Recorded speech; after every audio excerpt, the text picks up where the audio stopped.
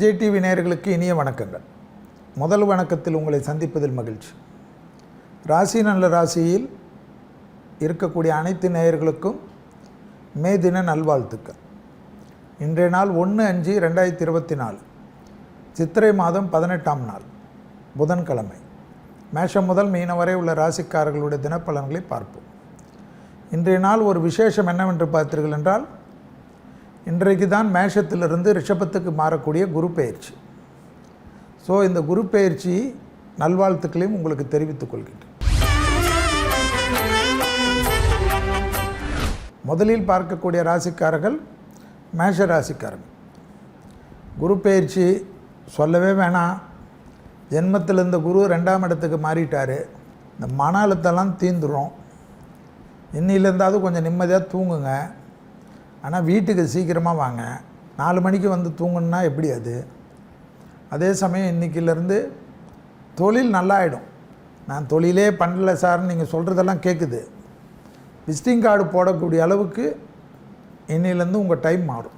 உத்தியோகம், தொழில், வியாபாரம், படிப்பு எதை சம்மந்தப்பட்ட வேணுமானாலும் தைரியமாக இன்னும் 1 வருஷத்துக்கு, இன்றைக்கி மட்டும் இல்லை இந்த பலன், 1 வருஷத்துக்கு நீங்கள் ராஜா தான்.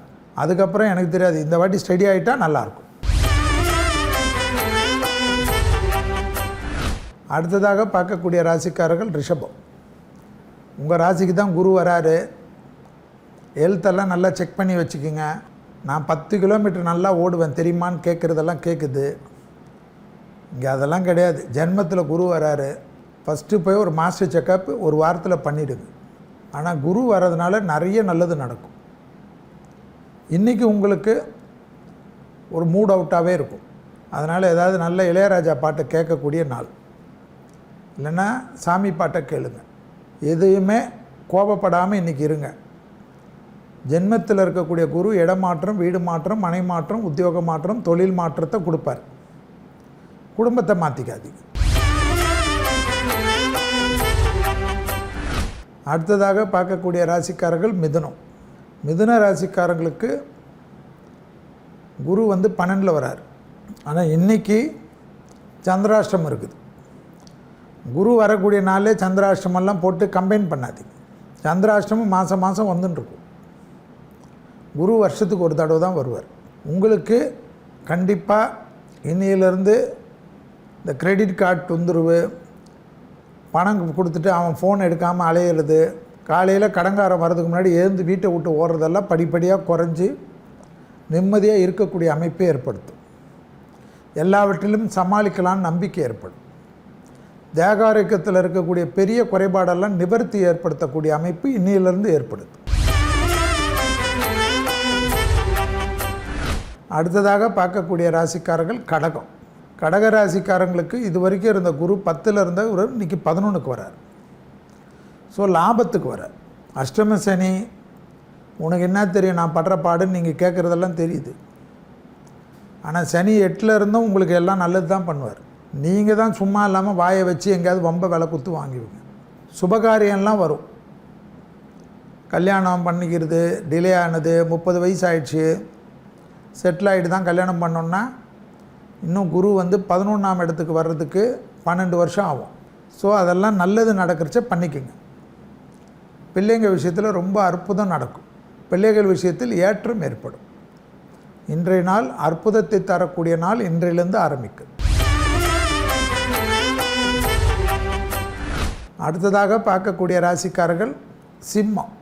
சத்ரு ஜெயம் ஏற்படும். இன்னிலிருந்து எதிரிகள் விஷயத்தில் இந்த பதட்டம் போகும். கொடுக்கல் வாங்கல் பிரச்சனையெல்லாம் தீரும். இன்றைக்கி பலன் இல்லது. இன்னும் 1 வருஷத்துக்கு உங்களுக்கு இதெல்லாம் நடக்கும். இன்றைக்கி ரொம்ப அமோகமாக ஆரம்பிக்கக்கூடிய நாள். ஆனால் உத்தியோகத்தில் ஒரு மாற்றம் ஏற்படும். தொழில், உத்தியோகம், வியாபாரம், படிப்பு சம்மந்தப்பட்ட விஷயத்தில் மாற்றம் ரெடியாக இருக்கும். நீங்களே வந்து இல்லை ஃபேமிலியை விட்டு போக முடியாது, எனக்கு இந்த கோயில் கோபுரம் பார்க்கலன்னா நிம்மதி வராது, இந்த அல்வாலாம் கொடுக்கக்கூடாது. டப்புன்னு மாறிடணும். பெரிய அளவுக்கு ஏற்றம் கிடைக்கும். புரியுதா? பெற்றோர்களுக்கு அற்புதமான அமைப்பு. இன்னிலேருந்து பயணங்கள்லாம் கண்டினியூஸாக ஆகும். அடுத்ததாக பார்க்கக்கூடிய ராசிக்காரர்கள் கன்னி. இது வரைக்கும் 8ஆம் இடத்துல இருந்த குரு 9க்கு வராரு. தலைமறைவான கன்னி ராசிக்காரங்கள்லாம் திருப்பி வந்துடக்கூடிய நாள் இன்னிலேருந்து. அப்போ என்ன அர்த்தம்? எந்த அளவுக்கு நமக்கு கஷ்டம் இருந்தாலும் அதுலேருந்து வெளியில் வந்துடுவோன்னு அர்த்தம். சந்தோஷம் தானே? பிள்ளைகள் விஷயம்லாம் ஏற்றம். குழந்தை தள்ளி போட்டுக்கினே இருந்த கன்னியா ராசிக்காரர்களுக்கு குழந்தெல்லாம் தங்கும். இதையும் தள்ளி போட்டுறாதீங்க. இது அற்புதமான அமைப்பு. மன நிம்மதி பெறும். சுபகாரிய தடைகள்லாம் நிவர்த்தி ஏற்படும். பயந்துக்கினே இருந்த கன்னிக்கு தைரியம் ஏற்படும். எல்லாவற்றிலும் சமாளிக்கலாம் நம்பிக்கை இருக்கும். ஆனால் பெரியவங்க எழுத்த ரொம்ப கவனமாக பார்த்துக்கணும். இன்னிலேருந்து வெள்ளிக்கிழமை பசுமாடுக்கு ஏதாவது ஒரு காய்கறியோ ஏதோ வாங்கி கொடுங்க. நீங்கள் போட்டு பசுமாடு சாப்பிட்றத பார்க்கணும். எவனோ போட்டு சாப்பிட்றத பார்க்குறது இல்லை. இது புரியுதா? அடுத்ததாக பார்க்கக்கூடிய ராசிக்காரர்கள் துலா ராசிக்காரர்களுக்கு 7ஆம் இடத்துல இருந்த குரு 8க்கு வரார். இன்றையிலிருந்து இரத்த பந்த உறவுகளுக்கு இருந்த பாராமுகம், என் கூடயே பிறந்தது என்னை இப்படி பண்ணுதுன்ற உபத்திரம்லாம் மாறிடும். ஆனால் ஹெல்த்தை ஃபுல் செக்கப் பண்ணிக்கணும். நிறைய ட்ராவல், பாஸ்போர்ட்டெல்லாம் வச்சுக்கோங்க. நல்லா எந்தெந்த ஊர் போகணுன்னு எல்லாமே மெமரி போட்டு ஃபோட்டோ போட்டு வைக்கக்கூடிய அமைப்பு. இதில் பெரிய சந்தோஷம்னா மற்றவங்க துட்டில் அதிகமாக ட்ராவல் பண்ணக்கூடிய ராசிக்காரங்க துலாம்.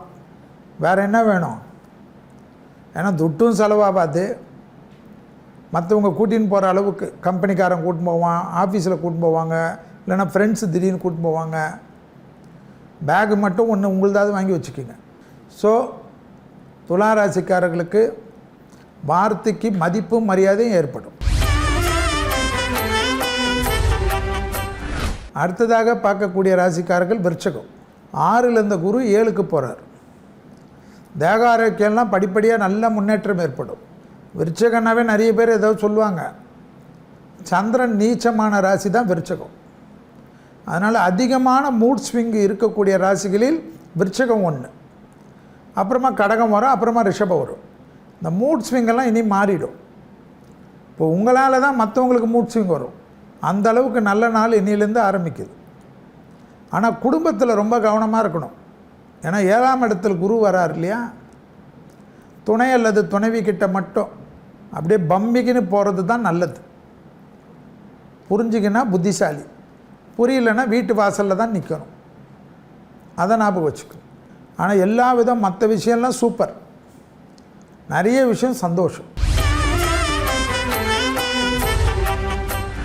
அடுத்ததாக பார்க்கக்கூடிய ராசிக்காரர்கள் தனுசு. 5ல் இருந்த குரு 6ல் போகக்கூடிய குரு என்ன பண்ணணும்? எக்ஸசைஸ் பண்ணணும். எக்ஸசைஸ் எப்படி பண்ணணும்? மிஷின் ஓடுறச்சு நிற்கக்கூடாது, நம்ம ஓடணும். ஹெல்த்துக்கு ரொம்ப முக்கியத்துவம் கொடுக்கும். எதிரிகள் விஷயத்தில் கோபப்படக்கூடாது, வேலைக்காரர்கள் விஷயத்தில் கோபப்படக்கூடாது. ஆனால் பணவரவு, தொழில், உத்தியோகம், வியாபாரம் பெரிய அளவுக்கு அனுகூலம் ஏற்படும். இன்னிலேருந்து உத்தியோகத்தில் இருந்த கஷ்டம்லாம் தீரும். உத்தியோகம் போயிடுச்சேன்னு வருத்தப்படவே வேணாம் தனுசு. அதோட ஒரு 20% 30% நல்ல ஒரு அமைப்போட பணத்தோட உத்தியோகம் கிடைக்கும். வியாபாரம்லாம் தைரியமாக ஆரம்பிக்கலாம். எது தெரியாத வியாபாரம் கூட உங்களுக்கு சக்ஸஸ் ஆகும். போகாத வேற. அடுத்ததாக பார்க்கக்கூடிய ராசி மகரம். உங்களுக்கு தான் குரு சூப்பரோட சூப்பர். இன்னிலேருந்து 4ல் இருந்த குரு 5க்கு வரார்.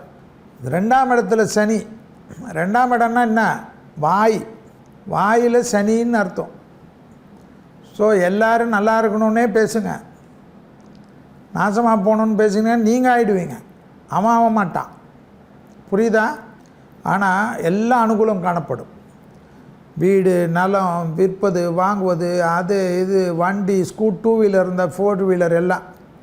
4 வீலர் இருந்தால் ஹெலிகாப்டர் வாங்குவீங்கன்னா என்ன கேட்காத. 4 வீலர் இருந்தால் இன்னும் அப்கிரேடோட ஒரு வெர்ஷன் வாங்குவீங்க. ஆனால் அற்புதமான நாள் இன்னிலிருந்து. பிள்ளைங்க விஷயத்தில் ரொம்ப கவனமாக இருக்கணும். பிள்ளைகளுடைய படிப்பு, உத்தியோகம், தொழில், வியாபாரம், வண்டி வாகனத்தில் ரொம்ப கவனமாக இன்னிலிருந்து இருக்கும். அடுத்ததாக பார்க்கக்கூடிய ராசி கும்பம். 3ஆம் இடத்துல இருந்த சனி 4க்கு போகிறார். மரண பயத்தை தீர்ப்பார். எனக்கு இப்படி செத்துருவணும், அப்படி செத்துருவணும், இதெல்லாம் இருக்கும். அதெல்லாம் மாறிடும். லாபம் ஏற்படும். காம்ப்ரமைஸ் ஆகிடுவீங்க யாரோட பிரச்சனைலாம் இருந்தால். அதனால் நிம்மதி ஏற்படும். அதே சமயம் கூடா நட்பு கேடு விளையும். இன்னிலேருந்து ஜாக்கிரதையாக இருக்கணும். சொந்தக்காரனாக இருக்கட்டும், ஃப்ரெண்ட்ஸாக இருக்கட்டும், நான் உங்களுக்காக அவரை போய் இப்படி பண்ணுறேன் இப்படி அதெல்லாம் ஒத்துக்காதீங்க. போலீஸ் ஸ்டேஷனுக்கும் கோர்ட்டுக்கும் ஆளையே வச்சுருவான். ஆனால் குடும்பத்தில் ரத்த பந்த உறவுகள் விஷயத்தில் சண்டை போடாமல் இருங்க. சொத்தில் ரொம்ப கவனமாக பார்த்துக்கு. ஏதாவது சொத்து நமக்கு செட் ஆகாதுன்னு தோணுச்சுன்னா விற்றுட்டு பேங்க்கில் பணம் போட்டுருங்க, இல்லை வேறு இன்வெஸ்ட்மெண்ட் பண்ணிடுங்க. புரியுதா? அடுத்ததாக பார்க்கக்கூடிய ராசிக்காரர்கள் மீனம். இன்னையிலிருந்து உங்களுக்கு ஞாபகத்தில் வச்சுக்கணும், குரு 2ல் இருந்தவர் 3க்கு போகிறார். அப்போ இன்னையிலேருந்து என்ன நடக்கும்? கல்யாணம், குடும்பத்தில் பிரச்சனைலாம் நிவர்த்தி ஏற்படும். கணவன் மனைவி சண்டே ஆகிட்டு எங்களை மாதிரி வக்கீலை பார்த்துருந்தா அதெல்லாம் வேணாம், வக்கீல்லாம் வேணாம் உங்களுக்கு, நீங்களே காம்ப்ரமைஸ் ஆகிடுங்க. வக்கீல் திருன்னு முழிக்கக்கூடிய டைம். ஏன்பா கோர்ட்டில் கேஸெல்லாம் போட்டிருந்தேன், உனக்கு ஒன்றும் வேணாம், நான் என் பொண்டாட்டியோட சேரேன் இல்லை என் புருஷனோட சேரேன், நீங்கள் சேர்ந்து ஜாலியாக சுற்றுங்க. ஸோ இதெல்லாம் நல்லது நடக்கும். தொழில் ஏற்றம் பெறும். பெற்றோர்களோட பிரிந்த மீனராசிக்காரர்கள் இன்னிலேருந்து சந்தோஷமாக ஒன்று சேரலாம். பணவரவு ஏற்படும். வார்த்தையில் ஏதாவது பாதிப்பு இருந்த அமைப்பெல்லாம் நிவர்த்தி ஏற்படும். ஆனால் ஜென்மத்தில் ராகு இருக்கிறனால மன அழுத்தம், வயிற்றில் தொந்தரவு இல்லாமல் பார்த்துக்கு. இதுவரை மேஷம் முதல் மீனம் வரை உள்ள ராசிக்காரர்களுடைய தினப்பலன்களை பார்த்தோம். என்னங்க இன்னைக்கு உங்க ராசிக்கான பலன் என்ன அப்படிங்கறத பாத்துட்டீங்களா? அதெல்லாம் இருக்கட்டும், ஜோதிடம் சார்ந்து ஏகப்பட்ட சந்தேகங்கள் கேட்டுட்டே இருக்கீங்க, அதுக்கு பதிலும் சொல்லணும் இல்லையா? வாங்க இன்னைக்கு என்ன சந்தேகத்துக்கு என்ன பதில நம்ம ஜோதிடர் சொல்றாரு அப்படிங்கறத பார்க்கலாம். இன்று மே தினனால எல்லாரும் கேட்டிருக்கிற கேள்வி, வேலையே இல்லை, ப்ரமோஷன் கிடைக்க மாட்டேங்குது, என்ன பண்ணலான்னு கேட்டிருக்கேன். காகத்திற்கு சாப்பாடு வைங்க. நான் ஃபாரினில் இருக்கேன், எங்கே போய் காக்கா என்ன பண்ணும்? ஒரு காக்காவை கூண்டுக்குள்ளே வச்சு சோறு வைக்க முடியாது. உங்கள் குடும்பத்தில் சேர்ந்தவங்கள காகத்துக்கு சாப்பாடு வைக்க சொல்லு, அதை பழக்கப்படுத்த சொல்லு. காகத்திற்கு ரெகுலராக சாப்பாடு வைக்கிறவங்க வீட்டில் இந்த வேலை வாய்ப்பு பாதிப்பு இருக்காது. அதோடு என்ன பண்ணும்? நல்லெண்ணெய் வாங்கி சிவாலயத்திற்கு தரணும். எப்போ தரணும்? அடுத்தது கேட்பீங்க. சனிக்கிழமையில் கொடுக்க நல்லெண்ணெய் தீபம் போட்டாலும் சரி, சிவாலயத்தில் நல்லெண்ணெய் உள்ளே கொடுத்தாலும் சரி, அனுகூலம் கிடைக்கும். எப்பவுமே வேலை வாய்ப்பில் பாதிப்பு இருந்தால், உத்தியோக பிராப்தம் கிடைச்ச உடனே திருக்கொல்லிக்காடோ இல்லை குச்சனூரோ போன்ற பிரசித்தி பெற்ற சனி ஸ்தலம் இருக்குது, பொங்கு சனி ஸ்தலங்கள். இதெல்லாம் இந்த கோயிலுக்கு போய் நல்லெண்ணெய் வாங்கி கொடுக்குறேன்னு வேண்டிக்கிங்க.